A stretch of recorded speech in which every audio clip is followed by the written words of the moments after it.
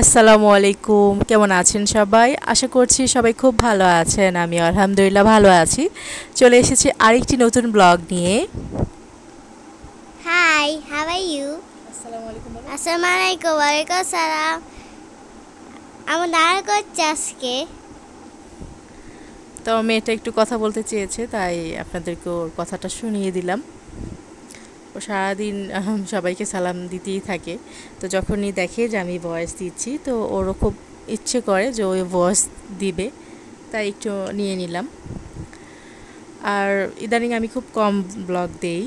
অনেকে হয়তো খেয়াল করেছেন যারা আর কি আমার নিয়মিত দর্শক বলতে আমার আত্মীয় স্বজন, যেহেতু আমি অত বড় ইউটিউবার না।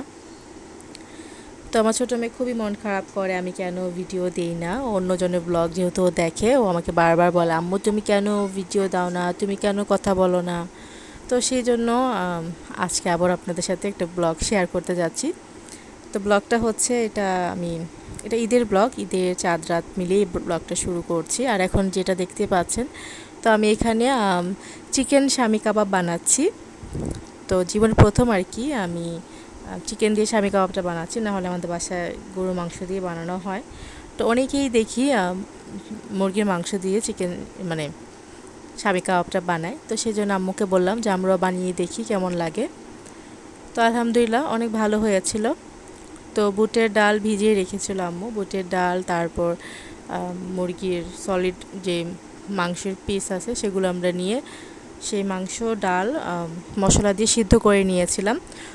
তো সিদ্ধটা করেছিলাম, আম্মু সব আস্ত মশলা দিয়েছিল, যেমন আম্মু অত বেশি মশলা দেয় না। আম্মু দারচিনি, এলাচ, তারপর হচ্ছে লবণ, আদা রসুনটা আম্মু কুচি করে দিয়েছিল, যেহেতু মাংস আর ডাল একসাথে ব্লেন্ড করব। তো সেই জন্য আম্মু প্রতিবার এভাবেই করে। তো এইভাবেই সেদ্ধ করে নিয়েছি। তো সেদ্ধ করে ব্লেন্ডারে সুন্দর করে ব্লেন্ড করে নিয়েছি। ব্লেন্ড করে এই তো এখন দেখতেই পাচ্ছেন কী কী মশলা দিয়ে দিলাম। তো এখানে একটা ডিম পুরোটা লাগেনি, আমি একটু ফেটে নিয়ে একটা বাটিতে নিয়েছিলাম। তো সম্পূর্ণ ডিম দেওয়া হয়নি, কিছু রয়ে গিয়েছিল। তো পরিমাণ মতো ডিম দিয়েছি, একটু মরিচের গুঁড়া দিয়েছি, কাবাব মশলা দিয়েছি, লবণ দিয়েছি একটু, তারপর হচ্ছে একটু বিস্কিটের গুঁড়া দিয়েছি, টোস্ট বিস্কিটের গুঁড়া। তারপর আম্মু কাঁচামরিচ আর পেঁয়াজ একটু ভেজে নিয়েছিল হালকা করে, অত বেশি মুচমুচে না, মানে বেরেস্তার মতো না।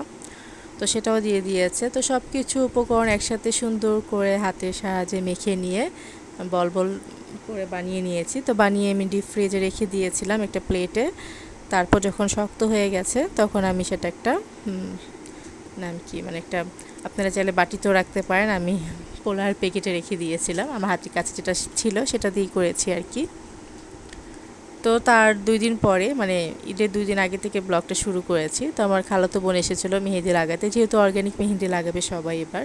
তো অর্গ্যানিক মেহেদি সুন্দর কালার পেতে অবশ্যই ঈদের 2 দিন আগে লাগাতে হয় মেহেদিটা। তো আমার খালাতো বোন এসেছিলো, ও মেহেদি লাগিয়ে গিয়েছে। তো ও মেহেদি লাগাচ্ছিল, আমি একটু ভিডিও করে নিয়েছি। তারপরের দিন হচ্ছে চাঁদ রাত ছিল। তো তারপরের দিন আমার মেজো বোন এসেছিলো আমাদের বাসায়। তো মেজো বোন মেহেদি লাগিয়েছে, তারপর ওর বড় মেয়ে লাগিয়েছে। ছোটো মেয়ে একদমই লাগাতে চায়নি, ওকে জোর করে তারপর একটু লাগিয়ে দিয়েছিলাম। তো আমি মেহেদি লাগাইনি, মানে আমার বড় মেয়ে লাগিয়ে দিয়েছে সবাইকে। তারপর দেখলাম যে হঠাৎ করে আমার ছোটো খালাও এসেছে, খালাতো বোনকে নিয়ে।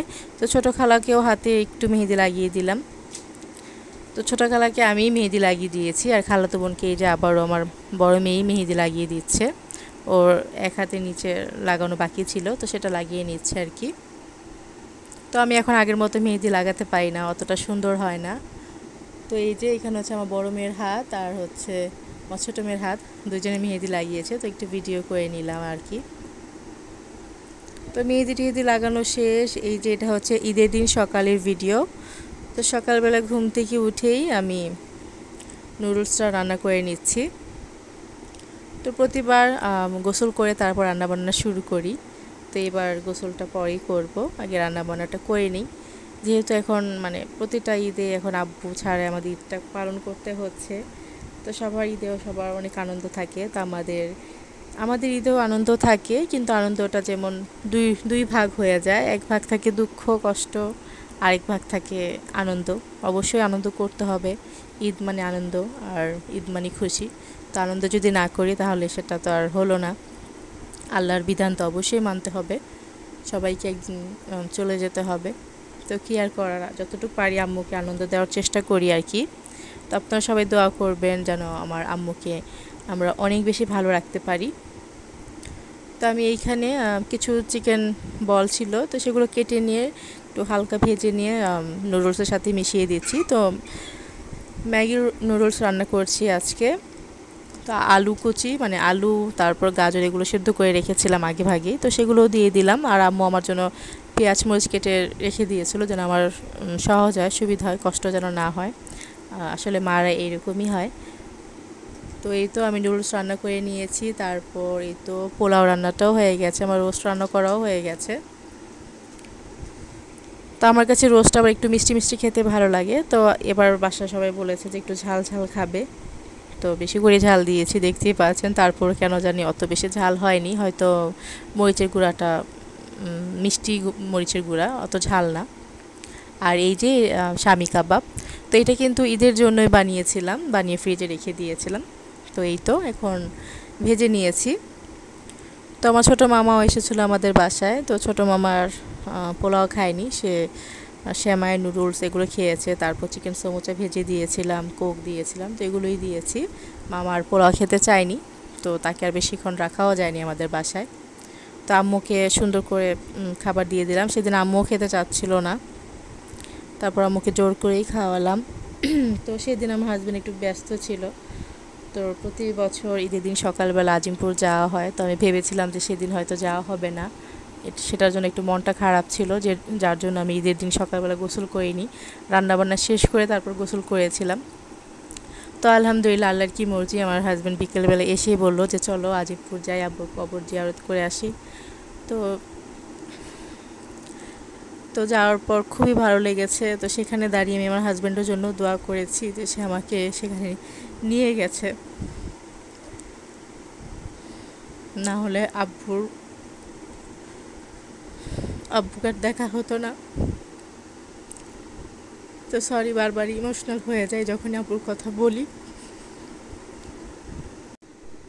আর আমি আসলে সবার সামনে ওইভাবে কান্নাও করতে পারি না, কষ্টের কথা কারোর সাথে শেয়ার করতে পারি না। যখনই দেখা যায় আব্বুর কথা ওঠে তখন আমি একদমই চুপচাপ থাকি, কারণ আমার মনে হয় যখনই আমি নিজের থেকে কিছু বলতে যাব তখন হয়তো খুব খারাপভাবে মানে ভেঙে পড়বো। তো সেই জন্য আমি কখনোই নিজের থেকে কিছু বলতে যাই না। তো রাত্রেবেলা আমার মেজো দুলাভাই এসেছিলো, তার 2 মেয়েকে নিয়ে, দেখতেই পেয়েছেন। তো এভাবেই আমাদের ঈদটা কেটে গেল। সবাই আমার আব্বুর জন্য দোয়া করবেন। আজকের ব্লগটা এখানেই শেষ করছি, সবাই ভালো থাকবেন, আল্লাহ হাফিজ।